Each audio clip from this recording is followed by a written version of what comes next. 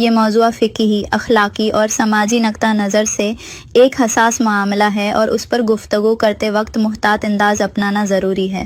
بیوی کا دودھ پینا کے حوالے سے اسلامی شریعت میں مختلف مکاتبی فکر کے درمیان اختلاف پایا جاتا ہے۔ یہاں اس مسئلے کو تفصیل سے بیان کرتی ہوں۔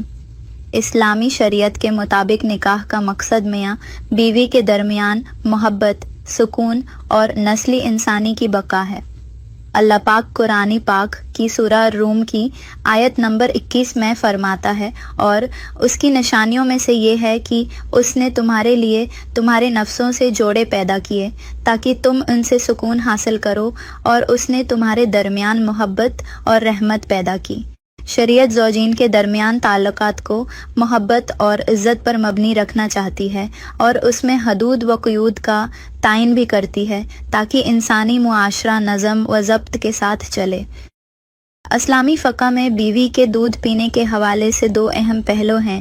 اسلام میں دودھ پینے کے مسئلے کو رضاعت کہا جاتا ہے۔ رضاعت کے احکام کا ذکر قرآن مجید کی سورہ النساء کی آیت نمبر 23 میں موجود ہے، اور تمہاری مائیں جو تمہیں دودھ پلائیں تم پر حرام کی گئیں۔ فقہا کا کہنا ہے کہ رضاعت کے احکام تب ہی نافذ ہوتے ہیں جب دودھ پینے والا بچہ 2 سال سے کم عمر ہو اور اس کا مقصد بچے کی غذائی ضرورت پوری کرنا ہو۔ بالغ افراد پر یہ احکام لاگو نہیں ہوتے۔ اس بات کی وضاحت ضروری ہے کہ رضاعت کے اصول صرف اس وقت نافذ ہوتے ہیں جب اس سے رشتے اور حدود قائم ہوں۔ بالغ افراد کے لیے یہ مسئلہ اخلاقی اور سماجی پہلو سے زیادہ اہمیت رکھتا ہے۔ اگر شوہر کسی وجہ سے اپنی بیوی کا دودھ پی لے تو فقہا کے مختلف مکاتب فکر نے اس کے بارے میں لکھا ہے۔ امام ابو حنیفہ، امام مالک اور امام احمد بن حنبل کے مطابق بالغ شخص کے لیے رضاعت کے احکام لاگو نہیں ہوتے، چاہے وہ دودھ پیے۔ اس کے نتیجے میں نکاح پر کوئی اثر نہیں پڑتا اور بیوی بدستور حلال رہتی ہے۔ اگرچہ فقہا اس عمل کو نکاح کے حلال ہونے یا نہ ہونے سے نہیں جوڑتے، لیکن اسے اخلاقی طور پر ناپسندیدہ قرار دیتے ہیں۔ یہ عمل انسانی فطرت کے خلاف سمجھا جاتا ہے اور ازدواجی تعلقات کے مقاصد سے متصادم ہو سکتا ہے۔ اچھا، میڈیکل سائنس کیا کہتی ہے اس بارے میں؟ میڈیکل سائنس کے مطابق ماں کا دودھ بچوں کے لیے مخصوص ہوتا ہے، اور اس میں ایسے غذائی اجزاء ہوتے ہیں جو نومولود کی نشو و نما کے لیے ضروری ہوتے ہیں۔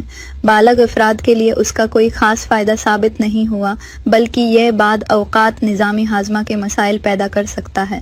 شرعی لحاظ سے بیوی کا دودھ پینا حرام نہیں، لیکن ناپسندیدہ اور غیر موزوں عمل ضرور ہے۔ میاں بیوی کو ایک دوسرے کے حقوق و احترام کو مدنظر رکھتے ہوئے ایسے کاموں سے اجتناب کرنا چاہیے جو فطرت کے خلاف ہوں یا کسی نقصان کا باعث بنے۔ لہٰذا احتیاط کا تقاضا یہی ہے کہ اس سے پرہیز کیا جائے۔ اسلامی تعلیمات میاں بیوی کے تعلقات میں حیا اور حدود کی تلقین کرتی ہیں۔